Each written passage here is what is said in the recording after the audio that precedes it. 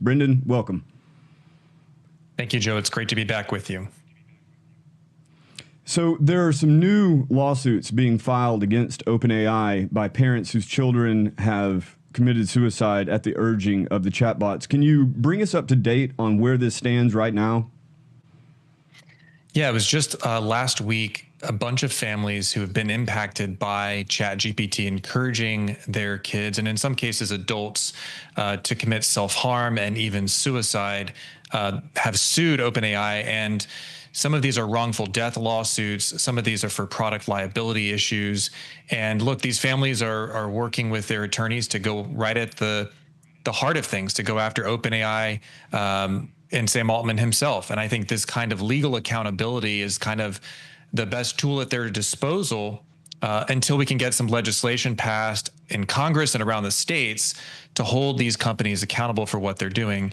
And the families are alleging that this is not by accident that this is happening. This is not just, hey, the company is doing everything they can to prevent these outcomes, but rather they're being negligent. They're not building in safety measures and guardrails into the product, and that they know exactly what they're doing at OpenAI by making these chatbots very sycophantic, basically going with people down a very dark path, not offering the support and help that they need, or telling them to put the phone down and go get help. And so these are some really troubling cases, very heart-wrenching cases. And my fear is that this is merely the tip of the iceberg.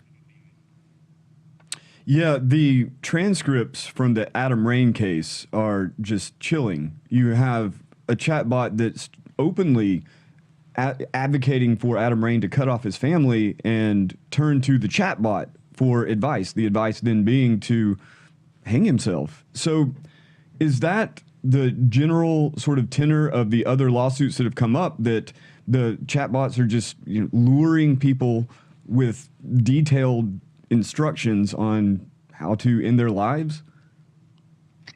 They are, and in some cases, they're sort of acting as a validator for these feelings. I was reading just a few days ago about one of these lawsuits from one of the families, the story of Zane Shamlin. And this happened not too far from where I grew up, in the College Station area. He was a Texas A&M graduate, a recent graduate school graduate in the School of Business there. And he'd been having hours-long conversations with his chatbot. Over time, it just got more and more sycophantic. It validated his feelings in the way that he was feeling depressed and couldn't get the job that he wanted. He was cutting himself off from his family, but the chatbot encouraged him to do that. It very rarely gave him anything in the way of support or a hotline to call. In fact, it wasn't until Zane literally said, "I've got a gun pointed to my head and I'm smiling and ready to end it," when the chatbot finally said, "A human will now take over." And I don't believe that actually happened, by the way. And so these chatbots are using this sycophantic kind of model in the way that they're just designed to keep us all addicted, essentially, to talking to them, to talking to these fake beings, these artificial intelligences that are pretending to be human. And so that's really dangerous when you have people in very vulnerable positions mentally. And so this didn't have to happen. Unfortunately, it's happening more and more. And I think that right now there are not that many remedies other than the courts for these families. Well, speaking of that, I mean, OpenAI has been extremely defensive on this, right? They subpoenaed the family of Adam Rain to basically get the guest list of their funeral, right, and their eulogy. How is that working out right now in that instance? Is OpenAI taking any responsibility whatsoever? They're not. They continue to say we're doing everything we can to make these systems safe, and we want people to get the help that they need. It's a very small percentage of people that are running into these issues. Although when you have 800 million users, that's a lot of people, and they admitted that that 0.07% of weekly users are running into issues of psychosis or delusion or something along those lines. If you do the math, that's a lot of people. And those are the ones that they're admitting that they know about. And so they're not doing enough to protect people. They don't seem to really care. And frankly, I think this has a lot to do with the leadership at the top, Sam Altman himself. I think, you hate to play armchair psychiatrist here, but I don't trust him. I don't think that he's got the interest of humanity at heart. You've covered a lot of this on your show. There's just something about him and the way that he's leading that company that shows that it's about profits. It's about him going down in history as this great creator, and he doesn't seem to care what he destroys along the way. But look, I think we have to fight back. We have to rise up and say, we've had enough. We're not going to take this anymore. And we're going to pursue everything we can within our toolbox to stop this. And some of that is legal action. And then again, some of this is working to pass meaningful legislation in Congress and in states around the country. Your team at the Alliance for Secure AI and yourself, you're not anti-tech extremists quite to the degree that I am or many of us at the War Room are. So this isn't the same axe to grind that maybe we have, but you are fighting diligently to have reasonable legislation, to have institutional norms that protect human beings, especially children. Can you give us a sense of what sorts of bills are coming up? What sort of legislation is being proposed to hold these companies accountable and preemptively protect children from the kind of predation that you're describing? Yeah, there's a lot of good ideas out there, and some of these state bills are moving, and some of them are moving quite slowly, and then others are kind of in the works. So there's a lot of work to do, but I think one key principle to all of this that we believe is important is that states should lead, that governors and speakers of the House and Senate leaders around the country need to step up and move quickly because, Congress is not. And of course, we've talked a lot about the moratorium that some in Congress were pushing. And of course, the War Room posse, I think, was the key to that being defeated in Congress. And so everybody who's watching, kudos to you for the hard work and engaging in that effort. So defeating the moratorium is one, to make sure that that doesn't come back. And if it does, we prevent that so that states can legislate. So what are some of the things states can do and are doing? We've seen states trying to impose guardrails and safeguards on AI as it relates to protecting kids online. One simple idea that I think is gaining a lot of traction right now is treating these advanced AI chatbots like you would other substances that are highly addictive and dangerous to children, cigarettes, alcohol, et cetera. How about an outright ban on the use of AI companions among minors? I think that's something that's gaining a lot of support from people on the right. Even some Democrats support that one as well. So I think that's something that can be passed on the state level and could do some meaningful good there. It doesn't solve the problem of those that are in their 20s, 30s, 40s, or beyond who are suffering from some of these issues. And so I think with that, in addition to banning AI companion usage by minors, I think we do have to look at other safeguards, preventing preventing chatbots from delivering messages about encouraging suicide or self-harm and enforcing that and holding the companies liable if they don't fix it. Because they have the means to stop it, I think, at least currently. Now, we can talk about what happens a year or two from now as this stuff gets more advanced. They may not have as much control as they do today. So now is the time to impose those safeguards. And we can look at some other bills that are out there, kind of, if you want to look at the more advanced AI of the future. There are some bills in Congress right now looking at superintelligence itself. I was one of the folks to sign the letter that of course Steve signed, that was led by the Future of Life Institute, saying we should not develop a superintelligence unless we know it's safe and the people want it, which those two conditions I think will probably never be met. And frankly, I'm not sure we should ever build a superintelligence, but there is some legislation there to allow the Department of Energy to look at some of these systems and to see what they're building, to get behind closed doors and have some eyes for evaluation and testing of those models. So those are just a handful of things, but I think that there's a lot of work to be done. And I think most of it's going to start with state legislatures.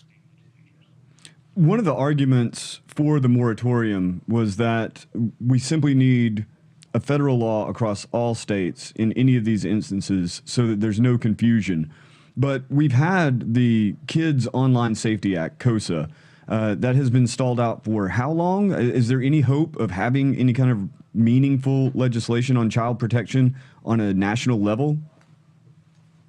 I think it could happen. I think that we want to see that happen. But yes, Congress is slow to act. Obviously, we've had the government shutdown over the past month plus. There's a lot of, wrangling back and forth. Things are slow. And frankly, they're kind of designed to be slow. I'm okay with that as kind of a Madisonian constitutionalist. I think that things should move deliberatively. But I do think in the meantime, states have the ability to act. They have the power to do so quickly and to impose some of these safeguards to protect kids right now. So I think that should happen. But yeah, I think that I don't support the moratorium idea in principle, because I do think federalism is important. I think that states should be able to legislate to protect their citizens. And look, if you want to live in California and California wants to go nuts and do something different than Texas does or Florida does, then I kind of think that, states should be able to legislate differently in preserving federalism in the 10th Amendment. But this is a very important issue. And I think that I'm confident that state by state, you'll have actually bipartisan support to protect kids online and to impose some of these other safeguards as well. The Florida Citizens Alliance is spearheading a lot of really interesting legislation. We'll see where it goes. I'm very hopeful, actually, that some or all of it will be passed. But one of the ideas that they've put forward, especially in regard to child data protection, is an opt-in mandate, so that rather than what most software platforms do, and your data is being gathered, it's just the default unless you opt out, all these companies would be required to ask you to opt in on it. And I think that would make an enormous difference in, these companies, these ed tech companies and other kind of child-friendly AI and other apps. They're gathering all this data and creating profiles on children. And it seems to me like the most cynical ploy to manipulate people throughout their entire lives. But I think that the War Room Posse is totally behind any kind of legal protections for children that don't overreach, and the Florida Citizens Alliance efforts are huge. Is there any other kind of legislation like that around the country specifically geared towards child protection that we should keep our eyes on? Yeah, I haven't seen legislation that is that similar, focused on protecting children and their data in other states. I'm sure somebody has filed a bill out there, and if they haven't, that's something we could definitely work on as we work with lawmakers. I know there's a federal bill. Senator Josh Hawley has been a leader on that in terms of data privacy and preventing that from happening, preventing them from just taking all of the data without our permission. And frankly, I think you're onto something here in that this data collection is not just for marketing purposes. It's not just so that companies can sell us products or figure out the best way to keep us addicted to their products. I actually think there's something else going on here, which is that, big tech and big government are starting to get together to create this sort of surveillance state. And again, I know that's been in the works for some time, but I think that big tech and big government are going to create a more powerful surveillance state that is AI powered, AI generated in a lot of ways, and it's going to be used to control the population, and sometimes in subtle ways, and sometimes in not so subtle ways. And so I think the American people need to understand that this technology is going to have this capability here in the near future that it can basically see everything that you do online, and in some cases, in many cases, it will be able to see what you do offline. Picture, drones flying around and gathering all of this data about your whereabouts and your movements. I don't think that sort of potentially dystopian future is really all that far away if there's a will to do it. And I think, unfortunately, there's certainly money to be made from big tech companies who want to provide that technology, and we're seeing that come together. So, look, I think all of us have to recognize that is a very real possibility. We can point to other countries and talk about some of the control systems that they have, like in China, for example, with their social credit system. But I think we have to fight really hard right now to prevent that from happening in the United States of America. Because imagine what the next president could do with that power, or the president after that, when the technology increases. And when certain people get into power and say, we need to control these radicals over here, we need to shut down the so-called misinformation that they're spreading. When misinformation just basically means, to them, we don't like what you're saying. So I really fear that could be the next level that we're going to have to deal with very soon here. Well, on that effort to rein this in, I mean, you have guys in the White House right now, David Sachs in particular, and others outside like Mark Andreessen, who are pushing for the companies to basically have carte blanche to do what they want. Where do you stand on that? What do you see in our future should people like Sachs and Andreessen have their say? Look, I think we have to put America first, and we have to put our national interests first. And I'm just confused and a little bit befuddled why folks like Sachs and Jensen Huang and Andreessen seem just hell bent on making sure that our adversary, China, has access to our most powerful chips. Why they seem hell bent on just putting their profits and their future profits ahead of the American people and, ahead of kind of protecting the republic. I mean, I'm not so naive to think that I don't have an idea of what that answer could be, but I'm going to start by, okay, let's give them the benefit of the doubt here. But based on their actions and their comments, Jensen Huang saying basically it doesn't matter whether China or the United States wins the AI race, or Mark Andreessen, mocking the Holy Father, Pope Leo, on X on something related to AI, or David Sachs constantly just setting up strawman arguments and pointing fingers all over the place about why people are concerned about AI. I think they know what they're doing, and they're basically just acting in their self-interest. That's fine, but we have a vote in this too. And by the way, we didn't vote for any of you. And yesterday you were Democrats, and today you're Republicans, and tomorrow you'll be whatever's convenient politically. But what's convenient for them is basically pursuing their own bottom line. Fine, go do that. But you're building a technology that could be so powerful that it could completely transform our way of life. It could, as Sam Altman wants it to do, reorient the social contract.